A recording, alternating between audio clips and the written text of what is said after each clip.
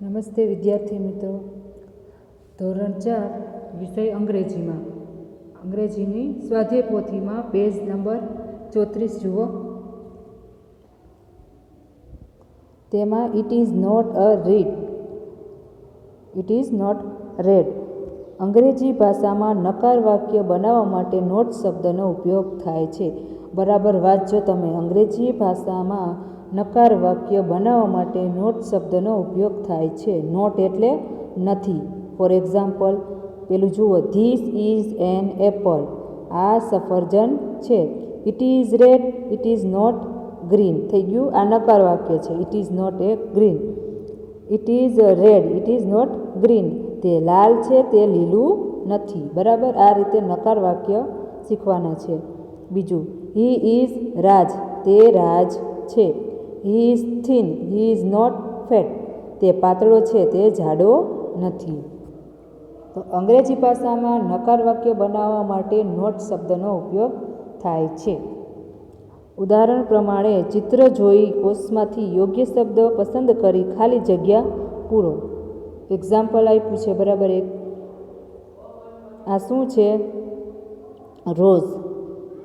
This is rose. It is, અહીંયા બે option આપ્યા છે. બરાબર, રોઝ આપ્યું, પછી રોઝ કેવા રંગનું હોય? રેડ. બરાબર, it is red, it is not black.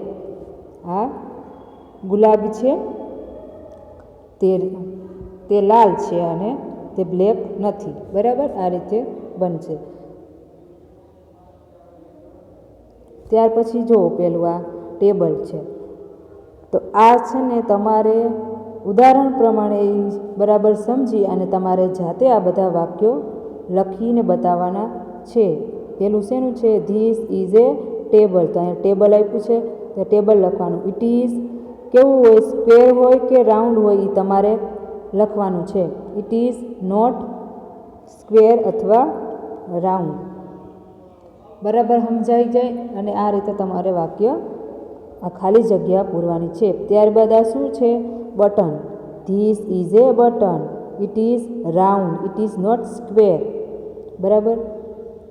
ત્રીજું, સન. અહીંયા ઓપ્શન આપ્યા છે, ઓપ્શનમાંથી જોઈને જ આમાં પૂરવાનું છે. This is the sun. It is yellow, it is not orange. ત્યાર પછી ચોથું, tree. This is a tree. આ આવશે.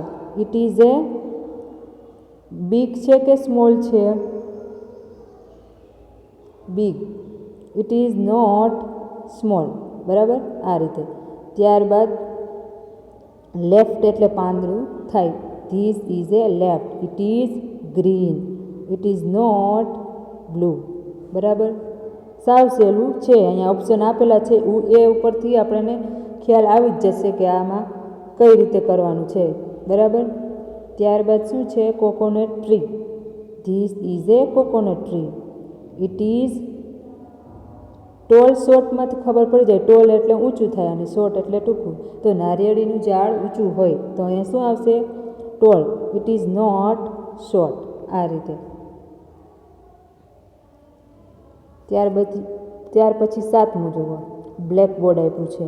અહીંયા આપેલું જ છે ઓપ્શનમાં, તો અહીંયા લખી લેવાનું. This is a blackboard. It is rectangle. It is not round. બરાબર. ત્યારબાદ brinjal. This is a brinjal. It is not red. It is purple. Sorry, it is purple. It is not red. તે જાંબુડિયો રંગનું છે, તે red રંગનું નથી. ત્યાર પછી ice cream. This is an ice cream. It is hot એટલે ગરમ થાય ને કોલ્ડ એટલે ઠંડુ. તો આઈસ્ક્રીમ કેવી હોય? કોલ્ડ, ઠંડી. It is not hot. બરાબર. છેલ્લું ચિત્ર, દેવનું ચિત્ર આપ્યું છે ઉપર, અહીંયા લખેલું જ છે દેવ. તો ધીસ ઇઝ એ શું છે? દેવ આપ્યું છે, તો અહીંથી દેવ લઈ લ્યો. ધીસ ઇઝ દેવ.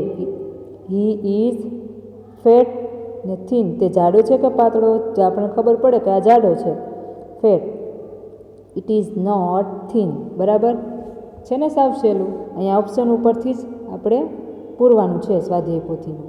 ત્યાર પછી તમને ગમતી કોઈ વસ્તુ, પ્રાણી, પક્ષી, ફળ, ફૂલનું વસ્તુ એટલે પ્રાણી, પક્ષી, ફળ, ફૂલનું ચિત્ર દોરવાનું અને આપેલા વાક્ય પૂર્ણ કરવાનું. તમે ગમે એ ચિત્ર અહીંયા લીધું હશે એના વાક્ય કરવું કે ધીસ ઇઝ એ, મેં અહીંયા મોરનું ચિત્ર લીધું હોય તો ધીસ ઇઝ એ પીકોક, બરાબર.